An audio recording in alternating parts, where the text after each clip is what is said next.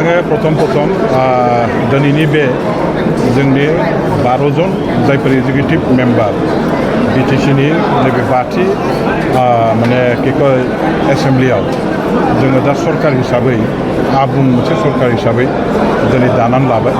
बेवहाय जोंनि दिनैनि समायखिरा लानाय हाबाफारियाव आंबो सासे एग्जिकिउटिभ मेम्बार हिसाबै जिहेतु समायखिरा लानायनि मोनसे सुजुगखौ मोनदों आरो बे एग्जिकिउटिभ मेम्बार हिसाबै समायखिरा लानायनि थाखाय दिनै जे आंखौ सासे बेनि इएम हिसाबै सायख'नानै समायखिरा लानायनि खाबुखौ होबाय बेनि थाखाय आङो सिगां जोंनि बिटिसिनि चिफ मानगोनां हाग्रामा महिलारि बिथांखौ गोरबो गोसोजों हाजासे धन्यबाद होगोन।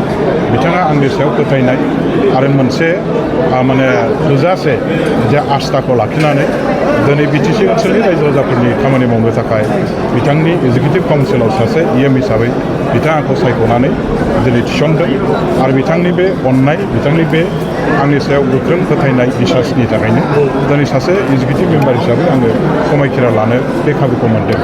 आरो बिनि उनाव आङो जोंनि कसुगाव समस्तिनि जायफोर भटार रायजो राजाफोर दं हिन्दु मुस्लिम बर' अनाबर' जाति जनगोष्ठी सब हारि माहारिनि जेसेबां भटार बिथांमोन दङ बिथांमोना आंखौ कसुगाव समस्तिनि सुबुंनि थान्दै महरै एमसिएलए हिसाबै सायख'नानै दिनैहाय देरहासार खालामहोनो हादों आरो बिथांमोननि बे सायख'नानै देरहासार जाहोनो हानायनि थाखायनो दिनै आं बिटिसिआव सासे एमसिएलए हिसाबै फैनानै इएम जानायनि खाबुखौ मोनदों।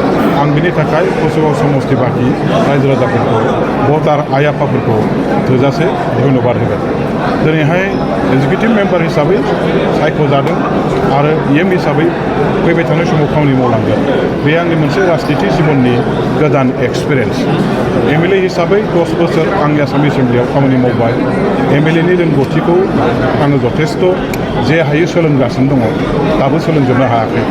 बिनि सिगाङाव आङो नैबे बिटिसिआवनो एमसिएलए हिसाबैबो 5 बोसोर खामानि मावखांबाय। दिनै आरोबाव नैथि खेबनि थाखाय बावहाय एमसिएलए हिसाबै सायख'नानै इएम जाफैदों।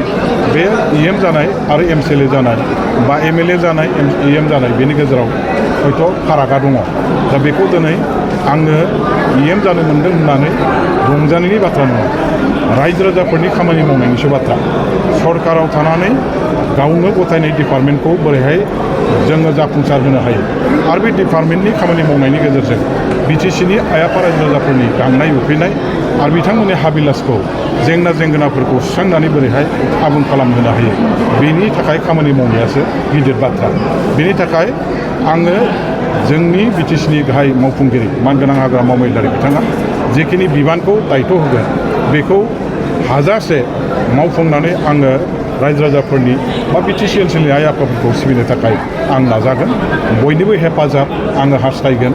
जोंनि फोरोंगिरि, जोंनि समाज सिबियारि, जोंनि दल संगठन आरो जोंनि राजनितियाव थानाय समाजनितियाव थानाय फरायसा आफाद बायदिसिना दल संगठनफोरनिफ्राय हेफाजाब आङो निस्सय लानो गोनां जागोन आरो रायजो राजाफोरनि सुबुरुन जोंनि दैदेनगिरिफोरनि सुबुरुन आइ आफाफोरनि सुबुरुनखौ लानानैनो उनाव खामानि मावलांनो थाखाय आङो दिनैहाय साखाफारा जानानै आवगायनो गोनां जागोन। दा गतिके आङो बयनिबो हेफाजाब बयनिबो आशीर्बादखौ आसा खालामनानै खावलायहरबाय। सोलोंथाइ बिफाना नोंनि फारसे थांगोन। आं दासिम अफिसियेलि मिथिथ'वाखै आंनो बबे बिफानखौ गथायनाय जागोन। आङो ओरैनो बायह्रा मिथिनाय जादों जे सोलोंथाइ बिफानखौ रायखांदों होननानै, खिन्थु अफिसियेलि दासिम आं मिथिथ'नाय जायाखै। जेब्ला अफिसियेलि मिथिगोन अब्ला निस्सय आङो बिफाना बबेखौ मोनो बेनि थाखाय खामानि मावनो आङो साखाफारा जानांगोन।